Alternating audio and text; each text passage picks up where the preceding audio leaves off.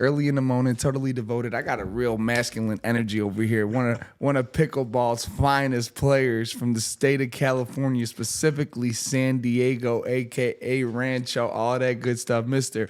Patrick Murad. Thank you so much for joining the show, my boy. Appreciate you, as always. Hell yeah, hell yeah. Every year, Pat comes to Michigan for about a week. Give or take. Does his thug thizzle here. So tell me, why do you make it a point to come here every year? I know you got family here, but it's bigger than that. I can say it's bigger than that, but family just means so much. Yeah. My dogs live out here. He's a family man. I'm a family man. He's a family man, ladies. Take notes. You recently had an obsession with pickleball. How did you learn about pickleball? Okay. Pickleball is the fastest growing sport in America. For a good reason. All my boys at home play. I was clowning on them for a long time because I didn't want to play a sport called pickleball. Yeah. You know, It just sounds whack. It sounds whack. And for me, I don't like pickles, so I'm just straight on it. You're tripping on that. Yeah. Pickles are goated. Okay. You know, I come from a basketball background, a little bit of football. I love soccer. And these guys are telling me, play pickleball. Yeah. But what the fuck is pickleball? Yeah, literally. So I played my first few times, and just the competitiveness and the barrier of entry super low. I'd recommend it. Yeah. To anyone. For sure. All ages. So, would you ever take a girl on like a pickleball date, or do you need like what? Not for a first date. Not for a first Can't date. be sweating on the first date. Can't do that. One time, I did something that involved a little bit of physical activity on the first date, and it was affecting my freshness. I ain't gonna lie to you. It was affecting my freshness going into the night was at 100%, and then like slow, like you know the normal decline of freshness is like 1%, like 98, 97. You're still at a solid 91, 92 by the end of the night. But whenever you do something that's physically demanding, it could go down fast. So I do see that. Exponentially. Yeah, exponentially. But as your freshness goes down, Your confidence goes your down. confidence, it could. But if she's vibing with it, then sometimes, you know, your sexiness goes up because freshness and sexiness are not totally coordinated. You could be, you know what I'm saying? Sometimes being confident, Nah, just but being look, that guy, that's a but look, sexy thing. Her freshness is going to go down too. That's a good point. She can't say nothing. That's a good point. So tell me what is the better place for business and for maybe like your family personal life? San Diego or Detroit? So I'm a San Diego kid. Yeah. I'm a big believer. So much opportunity there, so much growth. We're 20 minutes away from the border, so you could imagine there's just so many moving pieces at all times. Yeah, no, for sure. We're a little there's a lot of room to grow. You know, a lot of the businesses there. From my end, I do, you know, commercial real estate. I'm specializing in retail, so I see that a lot of the businesses there currently are going through a transition period, especially post-COVID. A lot of them failed. Right. You know, knock on wood, not too many fail. Yeah. But yeah, I think for business, in my case, I'm the king of gentrification, you'd say. Anyone in commercial real estate, it's messed up, but we thrive on that. So anytime there's you know, weakening assets, anytime there's just a room for freshness in the community, that's where we step in. For sure. I'd say here, I don't know it too well. I don't know the real estate scene here. I know there's a shit ton of old buildings. Right. I know there's a lot of distress, especially, you know, in the hood. Yeah. So, I don't know. I'd say both are great opportunities, but I'd say San Diego. In our family, you know, we do convenience stores and all that good stuff. So, for sure. Obviously. What do you think is going to be the biggest trend in new businesses opening in 2023 and 2024? Like, what do you think is like the most booming like Great new question. business? Great question. I think any type of business, but where people are shifting towards is automated, no labor or slimming your labor down. Right. Automation. Okay. I've been. Give me an example of like a retail store that uses automation like on the every day. Oh yeah, so you know I'm not prideful in saying that I've been to McDonald's recently, but I've been to McDonald's recently right by my office, and you know we walk in there and there's no one working behind the counter. No, that's real. Yeah, that's real. It pissed me off because I wanted, you know, modifications. I wanted. That's the tough part. I know for me, I mean, if you ever had McDonald's breakfast with me, you know I got a few code words. All right. If you're getting fries If you're getting anything really, the code word is cook to order. If you know that, there's a little button on their screen, guys. It just says cook to order. Boom. So my breakfast order, and I get hate because people are all about the McGriddles. People are about the McMuffins. Yep. I'm sorry, y'all. The best breakfast at McDonald's is the biscuit. You get that bacon, egg, and cheese or a sausage, egg, and cheese on a well-done biscuit, I promise you it's going to change your life. That's a cold Maybe take. not for the better. Maybe not for the better, but I'm telling you, you're going to enjoy it. Back here, you know they had 24-hour breakfast for a long time, and the one on Hamishaw still has 24-hour breakfast. Right. To this day. To this day. To this day. I swear to God, every time I'm in San Diego, if it's like 6 p.m. and I'm like, man, I want a bacon, egg, and cheese biscuit. Hold up. Hamishaw. You go to Jack in the Box instead. Oh, come on now. That's a Cali ass don't have answer. them here. That's a Cali You don't answer, have them bro. here. Jack in the Box has nothing on McDonald's. Absolutely nothing. My boy Sean Hannon, shout out to Sean. He would probably agree with you, but you're wrong on this one. Listen, when the Padres hit a home run, you go in there, get yourself free jumbo jack with cheese with the purchase of a drink. Okay, I'm glad. First of all, no, but I'll allow you to have. You do your thing. You brought up the Padres. Living in San Diego, you had limited options for sports, and you brought up the Padres. So, are you a Padres fan or are you a Red Sox fan? Because I know you to be essentially Boston sports, which is fair. You grow up in San Diego, so you don't have like a home basketball team or a home hockey team. So, like, are you purely Boston, all sports, or what? Like, tell me about your sports fandom. So I'll give you a background real quick. So when my family came from Iraq, my dad, uncle, aunts, they all came, migrated in Boston.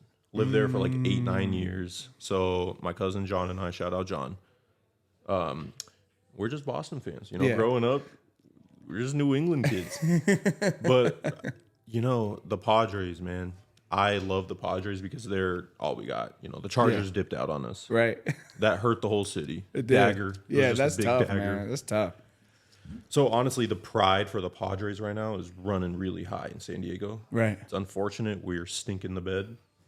Probably the A lot of biggest- payroll. Oh, Lot of a payroll. lot of payroll and a lot of losses. Yeah. So, yeah, my I love the Celtics. Yeah. I do love the Red Sox. It's funny, like knowing that I didn't know that exactly, so it gives me a little bit more respect of your, of your Boston fandom. Oh, there's the fan.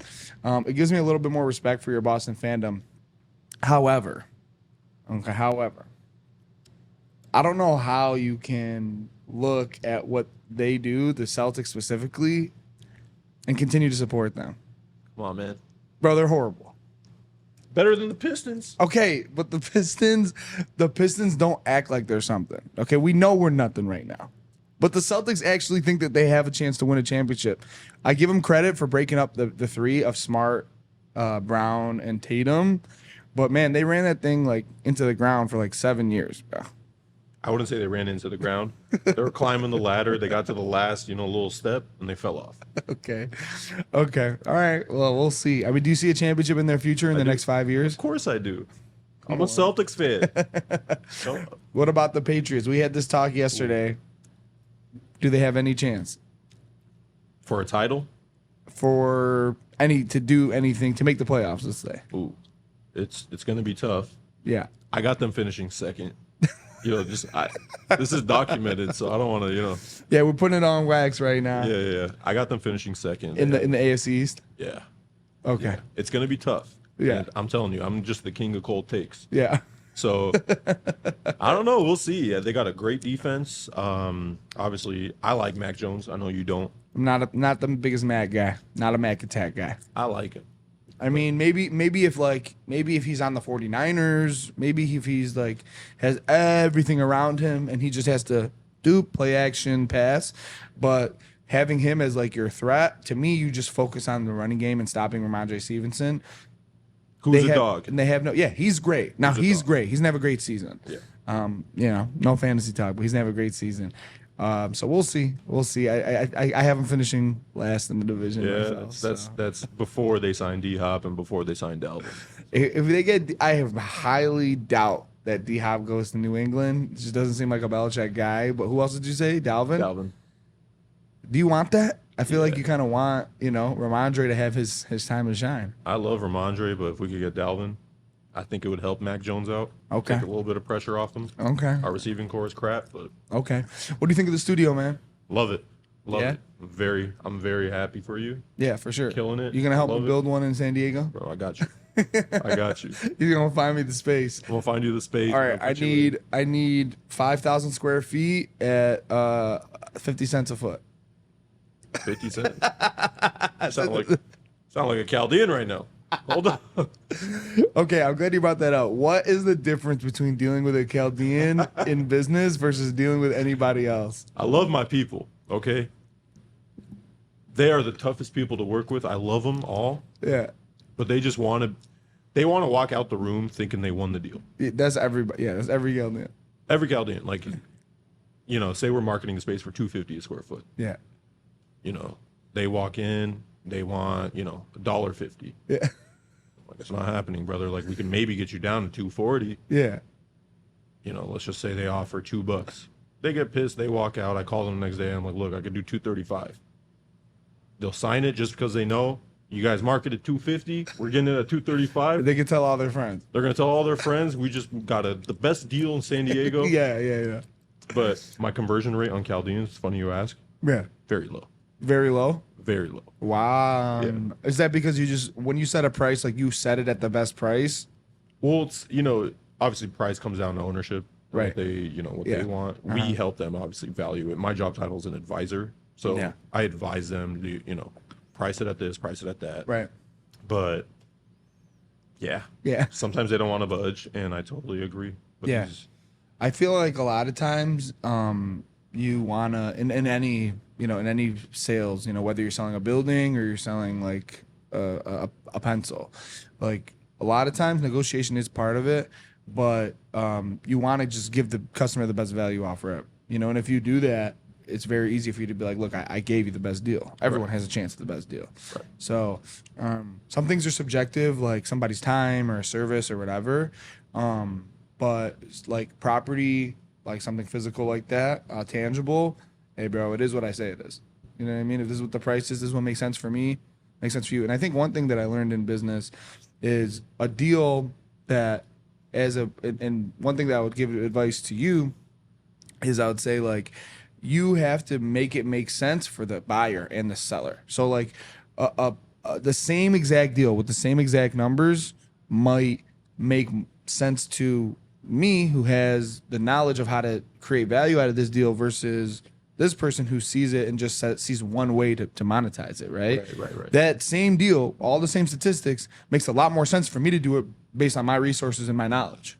And knowing that is huge. So the conversion rate, stick to what you know. So if it doesn't work with them, it doesn't work with them. Trying to get married in a couple of years, man. You got, since you brought that up, are you like, you have someone that you're thinking about to marry or no? Potentially. Okay. All right. Potentially. Well, see. There's always things in the mixing pot. There is. A little bit of sugar, a little bit of spice. You don't know how it's going to taste when it comes out the oven, but do your best. Anything else you want to address before we get off the air today? We got it all covered. All right, man. All right. Well, appreciate you coming through, man. It's been a pleasure. We might play a little bit more pickleball later today if we can squeeze it in. We can squeeze it in. I'm down. Or you could come into San Diego. Man, you know what? We might have to do some interviews in San Diego. Maybe I'll convince Darlene to come with us and we can all go. All right. Bring the whole fam. Let me get appreciate it real quick. Appreciate it. Let me get a quick round of applause for the dog real quick. Patrick, I appreciate you coming through, my guy. It's been a pleasure. We'll have a San Diego rendezvous real soon, all right? Hell yeah. All right, y'all. We'll see ya. Early in the morning, totally devoted. Welcome back to the Goat Pod. It's been a while since we've done one of these, and that's why I had to bring a very special guest, Mr. Ryan Redoute. Did I say that right? Redoute, yeah. Redoute. All right. Thank you so much for coming through the studio. Thank you. Yes, sir. And I do appreciate you coming through. Let me get one of those, G, real quick, man. Appreciate it. I really really do. I really, really do. So Ryan, for those of you who don't know, is a social media personality. He is that Michigan guy on TikTok and Instagram. Is that correct? Yes, correct. That Michigan guy. Yep.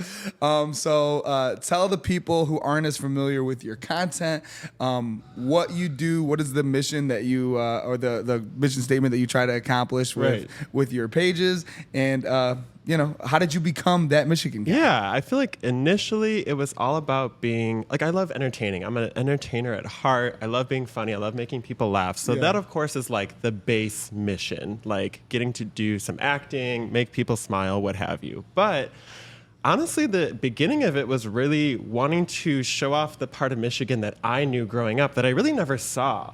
Like this is kind of, before content was really building up in Michigan, and there wasn't, a travel vlog of people going to the lake and seeing the beautiful cliff sides of the west side of the state and stuff like that. There might have been, there was probably a couple bloggers out there doing that, but there wasn't a ton. So getting into that content, kind of poke fun at the Michigan accent, which was really what started everything. Like I have the Michigan accent to thank for that. Right.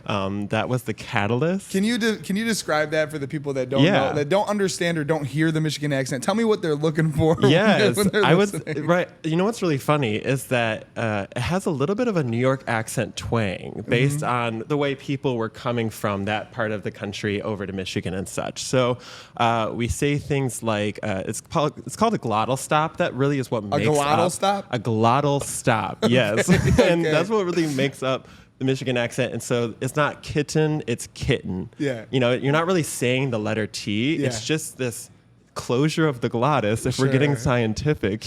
So instead of like that sharp, that sharp up and down, it's almost like a like a gloss. Or we do when we say right, it's right, like it's a hard R. Gotcha. Those are just a couple of things that make it up. Yeah. But yeah, so the Michigan accent really is I started doing content on that. That's really what people related to. Yes. Everyone has heard the way we talk, the slang. It's called like casual speak, I believe, too, where we just blend words together and talk really fast. That's legitimate. That's legit. That's the most legitimate. I think one of the first videos that really blew up was Secretary of State, but we just say Secretary of State. Yeah. And it's just it's one word. We're not spending time. 100%. No spaces. I love that. I love that. But yeah, so ultimate goal really to show off Michigan and just the funny stuff, the cool stuff, everything. To I want people to see yourself. 360. I love that. And it's funny that you said that because I do have a couple questions that'll get into your creative side. Yeah. But now let me ask you this. Now you boast 35-ish thousand on TikTok with 4.4 million likes. Let me say that again. 4.4 million likes and 18.3 thousand on Instagram. How do you think you grew your platform? And then was there a specific one or two or three pieces of content that really took you over the edge or really made you grow faster than you thought? Maybe?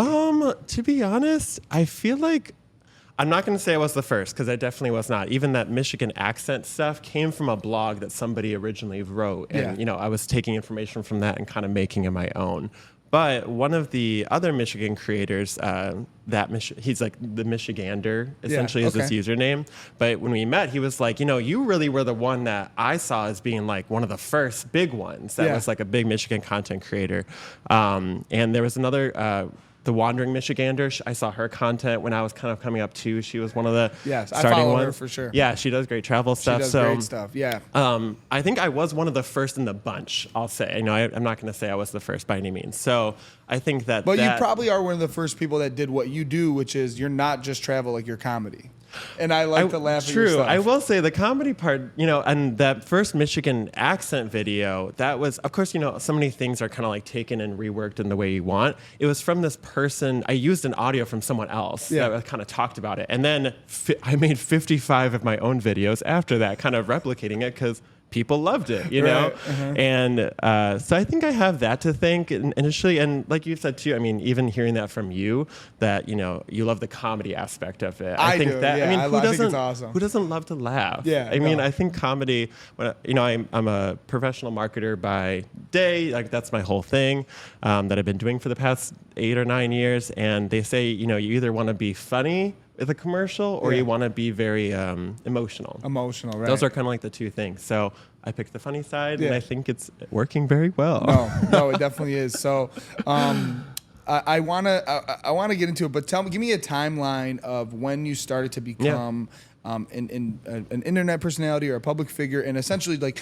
Tell me about your upbringing. Like, where did you grow up? What did you want to do in high school? And all that. Like, give me the story. Give me Ryan's story. I'll give you the full I want it. timeline. I'm here I'll for give it. it to you. Okay. So, I would say initially, always loved creating. I think that thinking about my past, I think a lot of people are about thinking about their past right now and thinking of what they want to be doing in the future, right? Mm-hmm. And if I think about my past a lot, I was always creating constantly, just anything.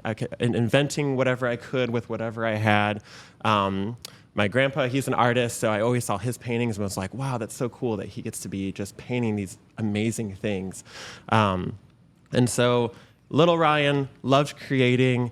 And I grew up on the east side of Metro Detroit, so it's an area where although we didn't grow up on the lake, we were always out on the lake or something. It's kind of the area where if you could get your hands on a boat or a friend who has a boat. We're partying on Saturday. Yeah, we're going out, Or if it's a summer on a Wednesday, don't matter. Yeah. We're going to go fishing. Every gas station in the area I grew up in sold worms because everyone fishes. That's awesome. So always grew up kind of living that #lake life lifestyle. Life at the lake. Yeah, life at the lake kind of energy. Yeah. That was my whole upbringing. So you can see too in like little things like that. I didn't realize how Michigan I was until you start realizing like, oh, okay, like not everywhere is like this. Right, not everywhere is like this. So and I love that you said earlier when you talked about some of like the most beautiful places in Michigan and kind of like the lake life. Like people forget like that people from around the world come to Michigan to spend time in our lakes, and there's literally songs. The most famous one, "Sweet Home Alabama."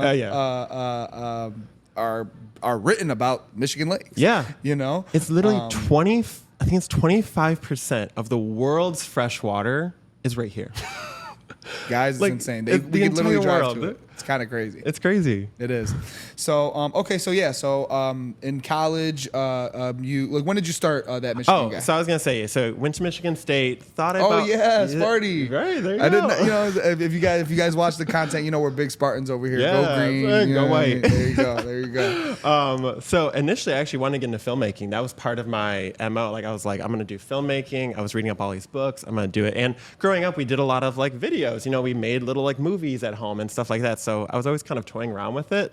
And that kind of left me because I started focusing more on my graphic design because advertising and graphic design seemed like something that could like make money in the real world. I guess the real world. Kind of like more than filmmaking could, or like that dream was a little bit further than something advertising related. For sure. And I still liked it, so I was like, okay, let me go this route. But yeah, so that Michigan kind of started coming around when I started making YouTube more often. What year you think? I want to say it was like 2018, 20. I want to say 2019 is really when I started focusing on making YouTube content. Yes. And then what sparked really the Michigan accent stuff, which was like kind of like my most watched video on YouTube that still today gets like 200 views a day. We were in Puerto Rico and we were in the middle of this rainforest. And so like there's nobody around. We go to the top of this tower. That's kind of like a lookout point. There's about 12 people. And we're all talking, we're hanging out. And this woman goes, "Are you guys from Michigan?" Stop it. And I was like, what? Like, yeah, we are. She goes, "Oh, I'm from Novi." And I'm like, how on earth did you know we were from Michigan? She goes, "Oh, I heard it in your accent." And I was like, accent? It's like, real, yeah. Right. Like, I was like, what is that? And so that's literally when I went home, researched it, found this article about the Michigan accent and did a video on it. And sure enough, everybody was like, "Oh my gosh, I do this too. I say this, I do this." And that really started forming the Michigan online community that I loved so much and really enjoy today, just because everyone's so nice. Everyone just wants to kind of relate and talk to each other about how much we love Michigan. And so I made another video. That one did really well too. And then my brother said, when TikTok was starting to build up around the pandemic, he said, you have to be on TikTok. And I said, I don't know. It seems like for like a way younger audience than what I'm going to create content for. And he's like, no, you have to. So I made some videos. They weren't Michigan related. They were just like having fun with the music, like whatever. We're getting no views. Right. And then I made a Michigan related one. And that was kind of that overnight success of, it was Christmas Eve. I woke up the next day and it was 3,000 followers, 300,000 views, Crazy. tons of likes, and everyone was like, "Oh my gosh, Michigan accent!" Yeah, Yes, that's awesome. And then since then, I think I've made like almost 600 videos on TikTok now with Michigan-related content. Yeah, no, that was the spark. And it's funny. That's how I found you. You know, I found some Michigan-related content, and I'm like, "Yo, this guy is funny." I was like, "He's funny, and he has a very unique way of doing it, which is like you can play fun and you can also show the world and our world, which is Michigan." So I really enjoyed it, which thanks. I'm really happy that, you guys ended up coming on the show. Oh yeah. So what do you think is the secret sauce of why you've been able to grow your platforms? What type of content do you think does the best versus like what type of content do you like making the most? And are they different?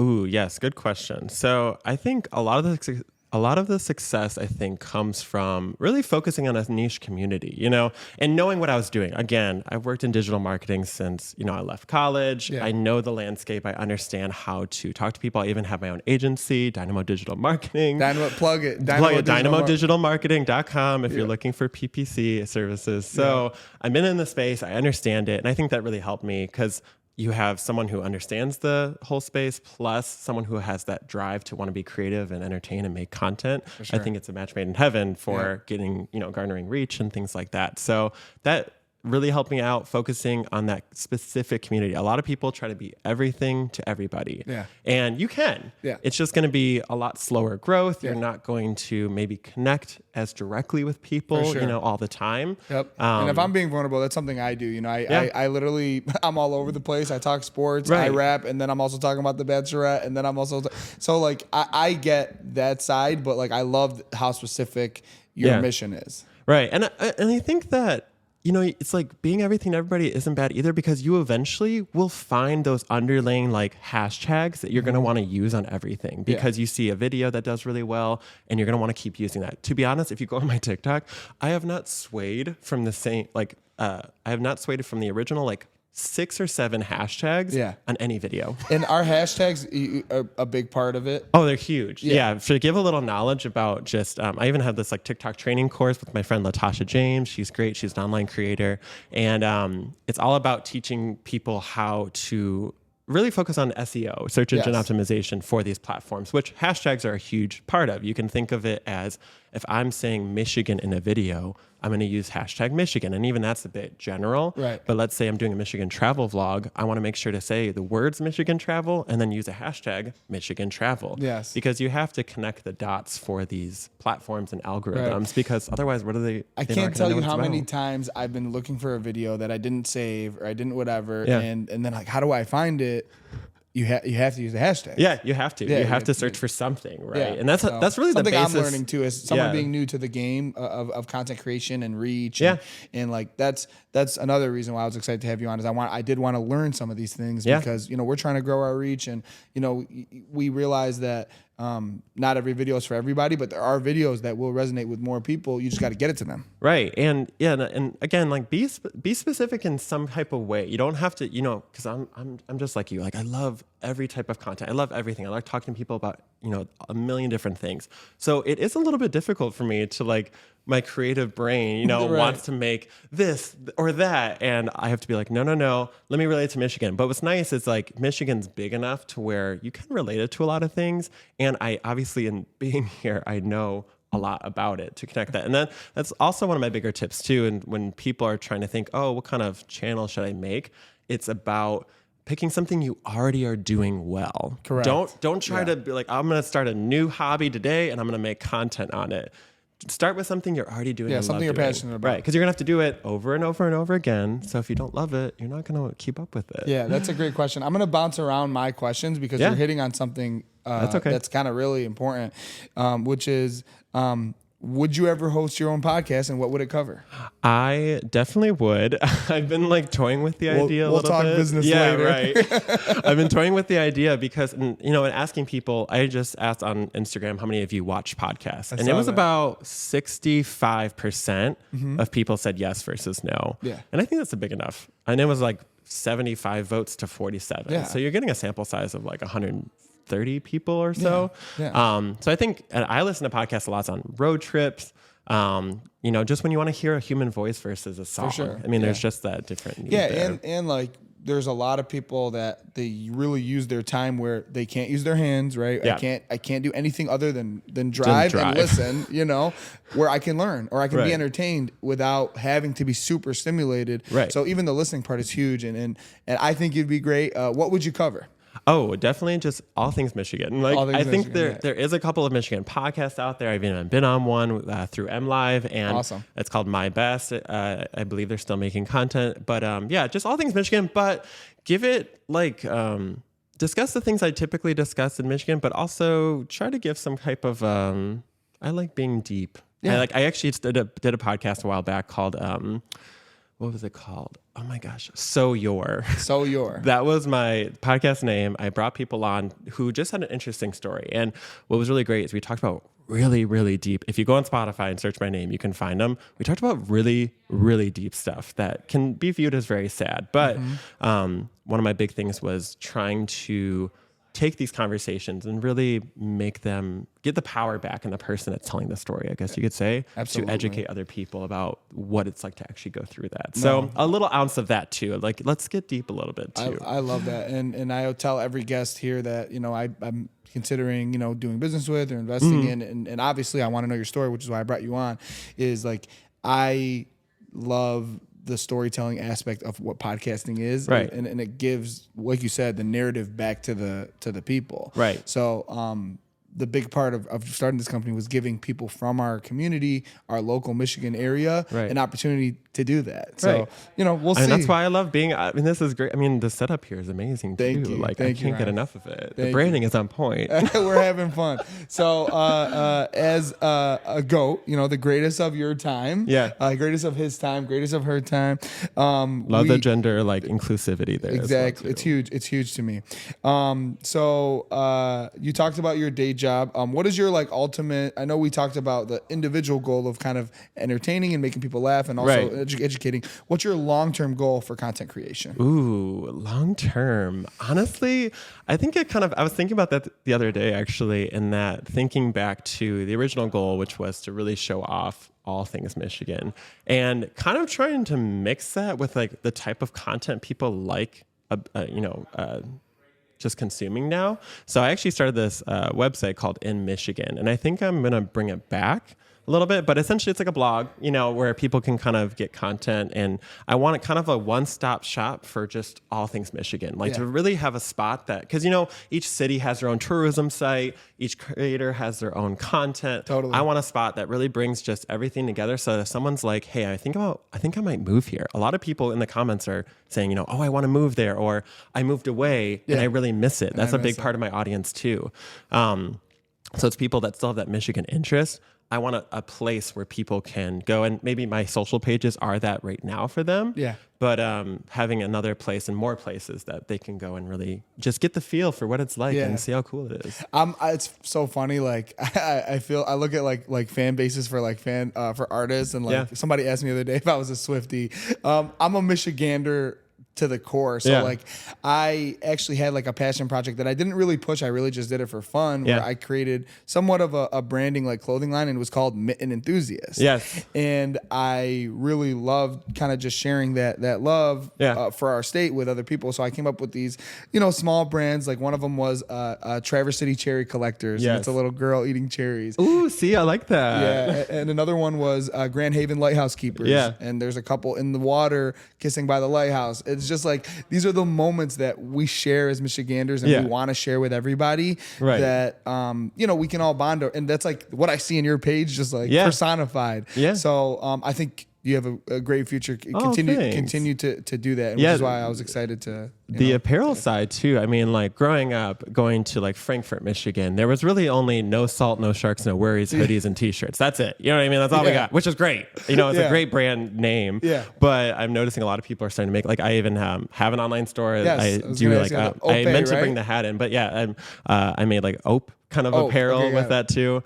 And I honestly, I think the hat is adorable. I always wear it all the time. but yeah, like things you said, or even Ope stuff, or just all things Michigan, really. I mean, it can really be, we can really form our own cool community here with That's that great. stuff too. Do you feel famous? And did you always think you were going to be famous as a kid? Ooh, definitely no. Didn't think. I think in the back of my head, the little twinkle in my eye was like, it would be really cool to like be like this, like a little celebrity. I never wanted to be like the big one that like a Taylor Swift where like you can't do anything.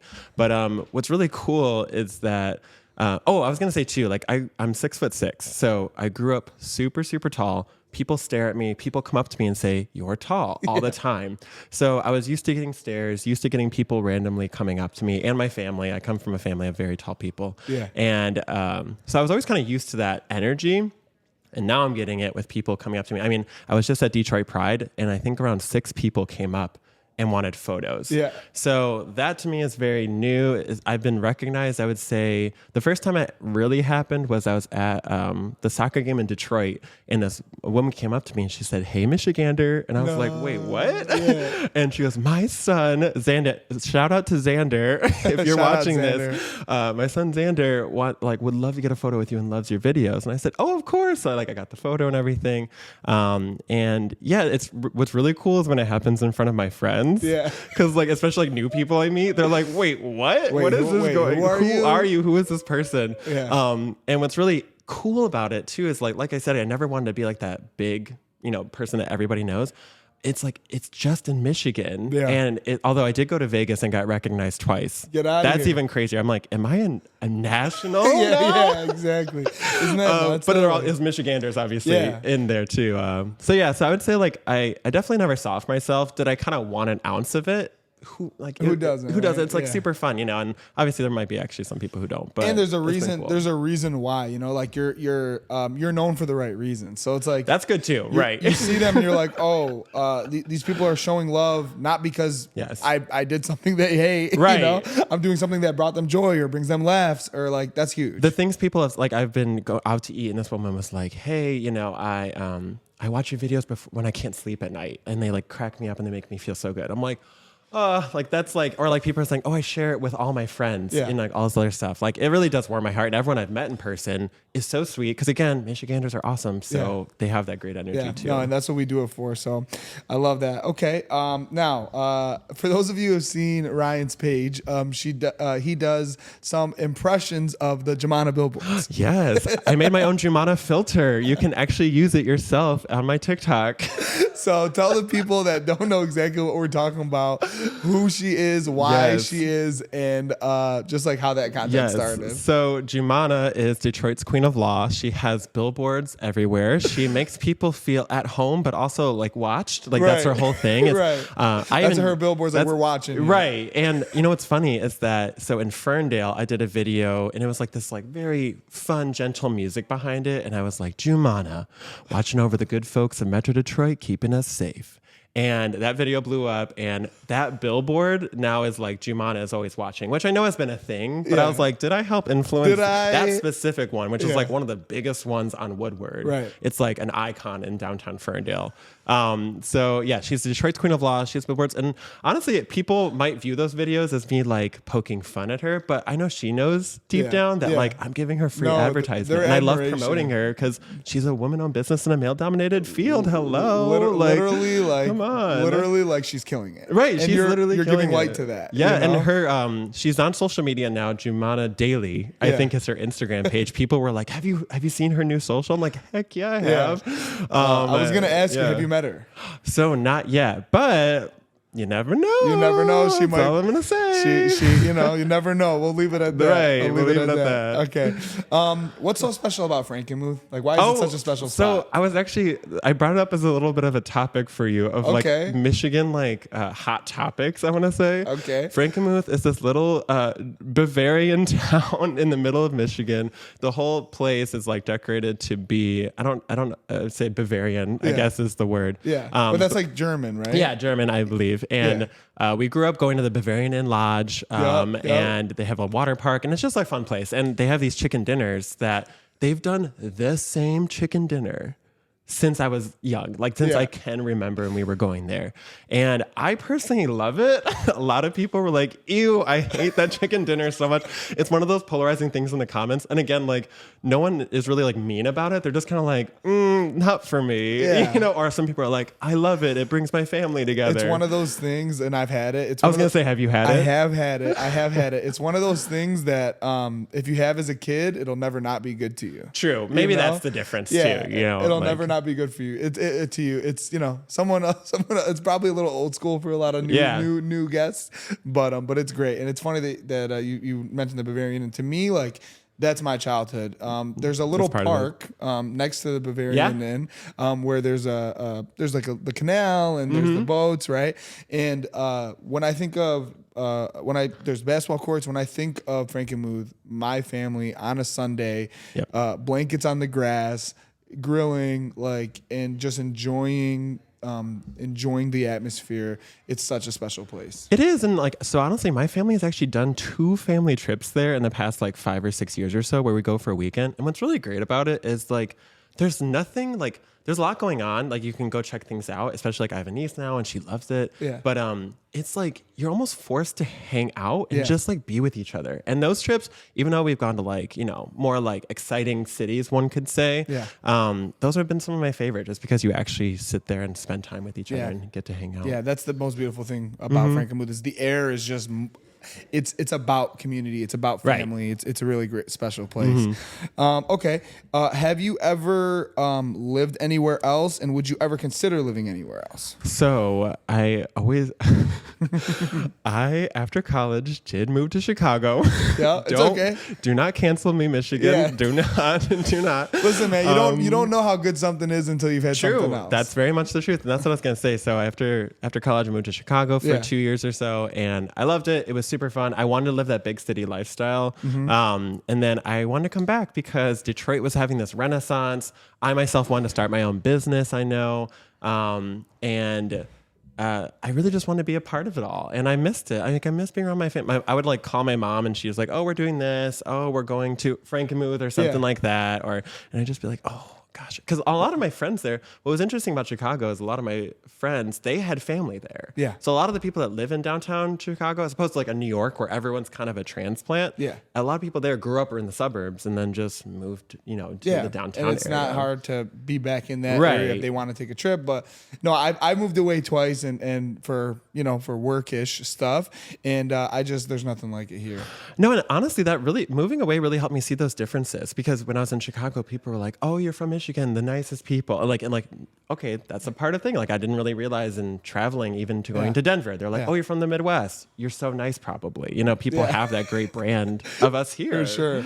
And I think one reason why I admire what you're doing and kind of why I started this company is, look, obviously we're not in the big media hubs. We're not in New York, Chicago, LA, whatever you want to call the media hub. But we're still doing our thing. Right. And we still can do our thing. We can still make amazing content. Yeah. I was lucky to have my friends, Zach and Jenna, who were on an MTV show, come on our show. And we did tremendous numbers. They chose to live here, and they got their fame elsewhere. But like we have big opportunities here. Yeah. And I'm super excited about the future. I mean, we have a lot. I was actually just going to talk about this with somebody else, but a lot of people, like even like Tony Hawk has an ad agency here.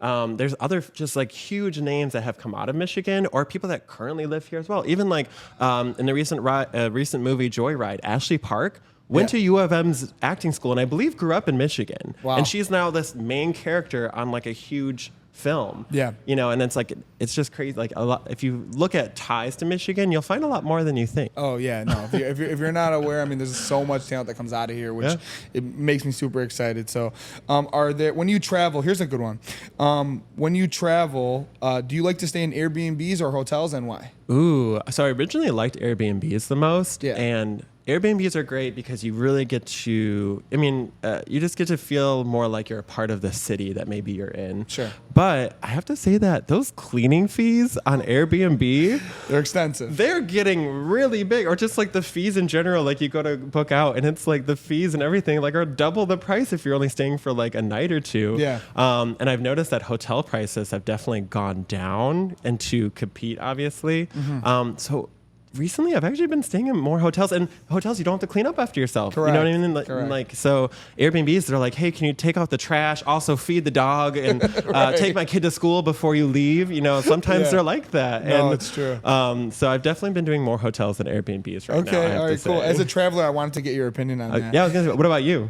So I grew up in the hotel business. Oh, cool. It really depends on the type of trip. I think if it's something where you're doing with one or two people, or you want to be in a downtown area, I prefer a hotel a lot of times. If it's like a camping type of thing, or if it's like, hey, we're hanging out for more than 3 or 4 days, you want to feel home, right? You know, or hey, this is our weekend home.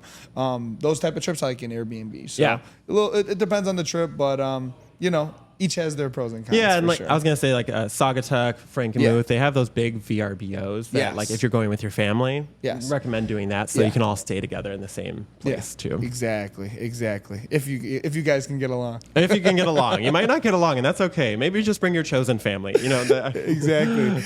If you were creating a 1 week itinerary for someone visiting Michigan who had never been. Ooh, what would you put on? Oh my God. Is it the summertime? It is the summertime. Okay. It is the summertime. So 1 week, so 7 places. 1 week. Okay, so I recently went up to the Upper Peninsula, and I had been there when I was like 15, 16, and I got to experience like Pictured Rocks and do all their fun stuff. But I recently went up as an adult now, and we got to explore a different part of Pictured Rocks, the Chapel Beach trails. I just did a video on those. Saw that. Yeah, and it blew my mind. Like, you're just like, oh my gosh, this is the most beautiful place ever. And then we went to Quamanon Falls, and you can spend a whole day there. So if you were really here for a week, honestly, you might have to drive a lot to get up there, but it is so worth it to see. Yes.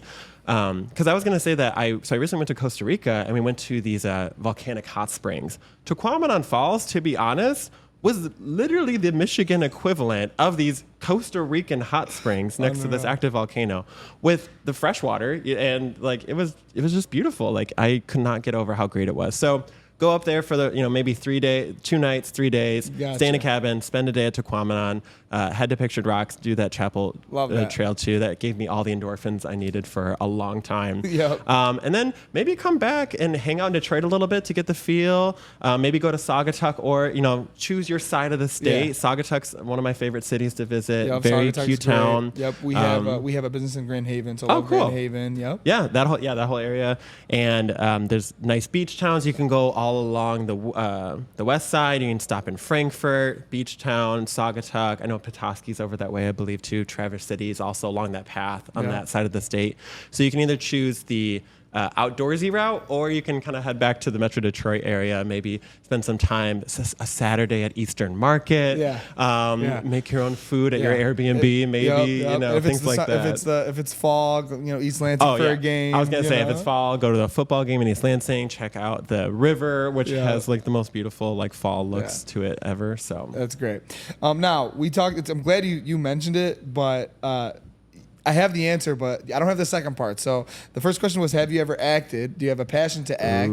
Which you do, which I'm happy to say. And then what would have been your dream role or show you wish you would have been on? What is, like, if you had a dream role, or like what show you're like, oh man, I could have been on that show? So I would love to act at some point. Like, if I could just be, what's funny is, like, you have your dream of like, oh, I want to be in a commercial, right? But then I just did this collab with a very big company, and I was like, that was seen like almost 1 million views, it had almost 1 million views. So I did kind of the modern day commercial, and I was like, okay, well, I accomplished that dream. You know what I mean? Right. You kind of have to think about your past dreams and rework them for what things are like now. Is. Right. Yeah. But acting in like an actual show, I think would be so fun. I love a script. I love performing in that way. I think my dream role would definitely be, in high school, I was Hugo Peabody in the production of Bye Bye Birdie. And to give people context, he was kind of like everyone knew him. Like, he was part of the overarching story, but he was kind of more of a supporting character. Yeah. That could just be fun. Yeah. Kind of like it's almost like being the VP as opposed to the president. Right. Like, you can kind of like have a little bit more. You're there, but it's not around you. Right. You can have a little bit more flexibility. I think that would be a fun role. Anything on Netflix would be obviously the most fun thing. I know that there was actually that one show on Comedy Central, Detroiters. I believe it was. Yeah. So it would be really cool having maybe like a Michigan type show. Again, Michigan has like 10 million people in it. So maybe there is just like a Michigan specific show out there. Maybe sure. it's maybe you're traveling all the different Michigan towns and helping businesses. I would love to do something like that, especially having a marketing background. There's been a couple of shows where I can just come into a Michigan business, help them turn their branding and marketing around and record it. So I do have big dreams of like bigger production stuff, but I know that it's a lot of small steps to get to there. In time. And I believe in it. That's why I brought it up. Right. Okay, great. Couple more. All right. So what would your actually I have one more and then I'll let you ask your questions if you have any. Yeah. What would your advice be for someone starting to be a content creator like today? Like right now I'm starting. Like what would your advice be? I would say you can definitely do it. So don't be afraid to start, because I think the thing that trips people up the most is like putting themselves out there and thinking nothing will come of it. But know that you do have to put yourself out there and it eventually, again, in time, you need to have patience. Yeah. You need to be consistent. Talk about thick skin too. Honestly, so you do have to have thick skin in the sense of like, see, that I think though is the difference between choosing your niche community and maybe going more general. I would say that people who go more general have the issue sometimes of getting a little bit more hate, I would say, online, because these people want to have opinions. They want to be seen. I would say in Michigan world that I live in, you know, I get maybe like one bad comment out of like 10,000. Most people are supportive. Yeah, most people. And even, you know what's really funny is like there'll be someone will say a comment, especially on my YouTube or something, and they'll be like, oh, blah, blah, blah, this. People will literally come to the comments and say like, how dare you say that about him? like they defend me. And that was a really eye-opening moment for me of like how great this community I've like developed is, of like, oh my gosh, they're like going to fight for me there. That's awesome. But having a thick skin in that, like, you're going to need to do it for a while. And you need to have that I would almost say like self-motivation is huge, because like for the most part, I'm talking to a camera. There's not an audience. You I don't have a boss telling you have to do this at this time. Exactly. And also, like, not every video pops. Right. Not every video pops. You're going to have your waves of like, and that's what actually happened on Instagram. So on Instagram, I had 1,000 to 1,500 for a while. It was the slowest grow. I wasn't posting a ton. And then when I started posting a lot more, I got more videos, and then one blew up, which snowballed effect into two more, and then I got like almost like 10,000 followers, and I want to say like 2 weeks. Wow. So now I'm at like like you said, like 18, 19. So it's crazy of what can happen. And to be honest, I don't want to say that everyone can have that overnight success, but just know that I did have that overnight success moment, but it was after I did a lot of upfront work for a long time, you know, for like, I would say like a year and a half. Yeah. And, but it's totally achievable. I think that the one thing I want to instill in everybody is that the world is your oyster. It is achievable, and the doors will open for you that are the right ones. And you have to be, I think like Oprah had this famous quote about, really listening to the whispers of like, what is the best route to go for your content? For sure. And niche down.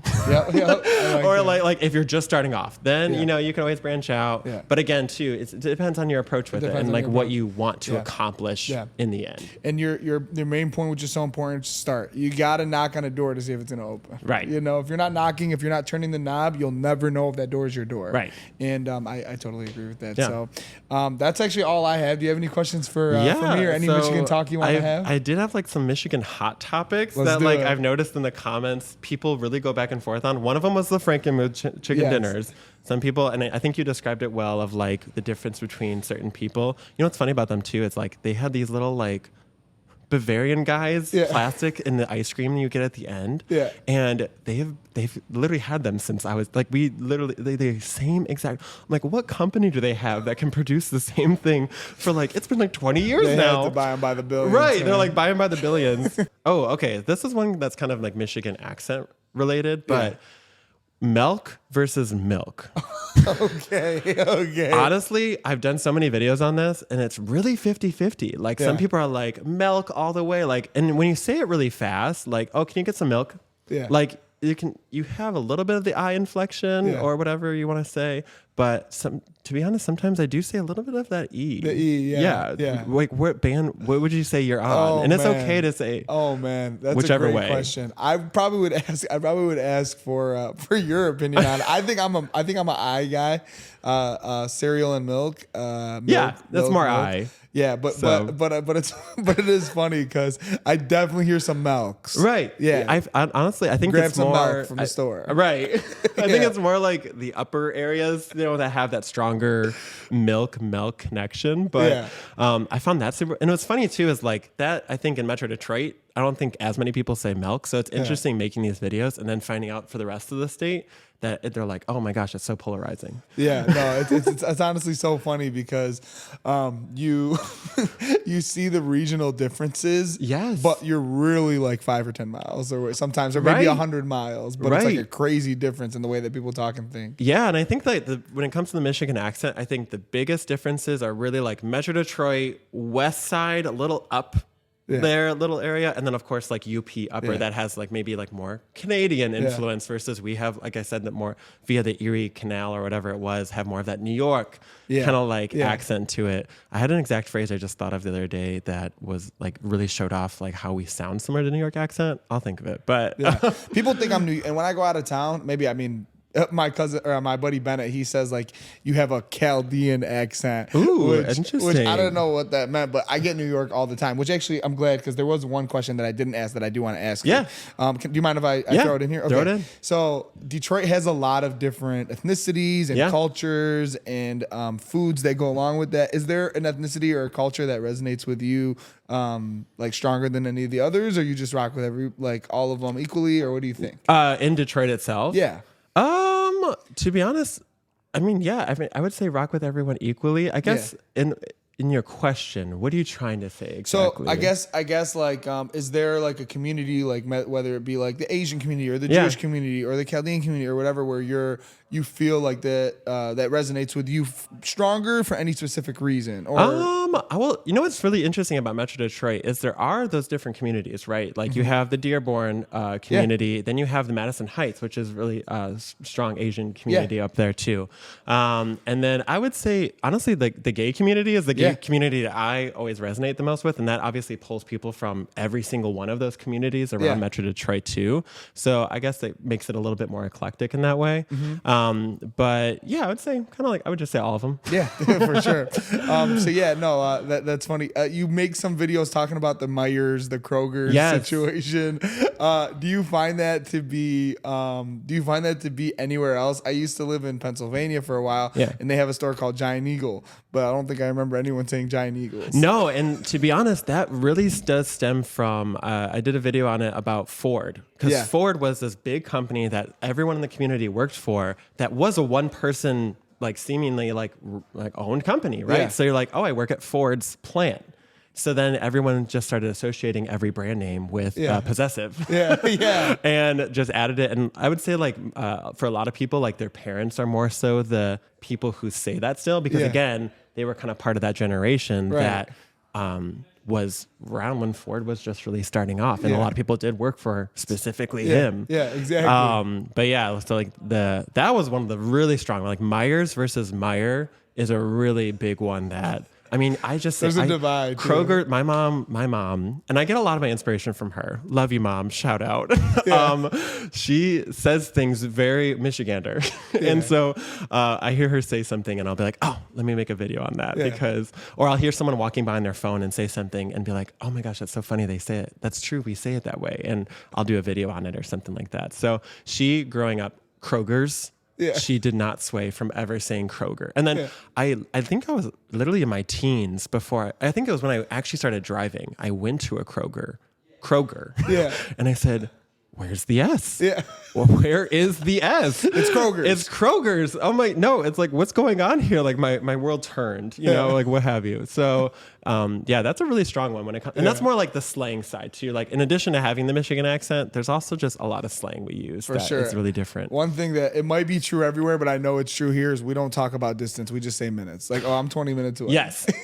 Which that's a huge one. I would like, I only speak in minutes. Yeah. Or landmarks. I guess you like minutes or landmarks maybe. But yeah, it's just wild. But I was gonna ask you too. Have you how many Great Lakes have you swam in? That's always like a fun little question. Okay. Because I haven't swam in all of them yet. No, I haven't. I haven't done Huron. I haven't done Huron. I haven't done Erie. I wanna just say Michigan and Superior, because Superior is the north. I believe. one. Yes. Yeah. All right. Sometimes I have to go double check myself. Yeah. No. I'm not a perfect. Geography is not my best. So is there 5? There's 5, right? 4 or Why do I 5? want to say there's 6? There's 5. There's 5. So I know 5. Michigan for sure. Yep. Superior for sure. And then Erie and Huron I haven't. Yeah. Am I missing one? Oh, and Ontario. I haven't That's done the one. Ontario. Right. That's the one I feel like everybody hasn't done yet. Yeah. I just swam in Superior for the first time. Fun fact: Superior's the biggest one. Yeah. Which I did not know. I definitely thought Michigan was because it's gigantic. Yeah. You know what's funny though about the Great Lakes too is that in Michigan we're all about Great Lakes branding, right? Everyone talks about it. It's our thing.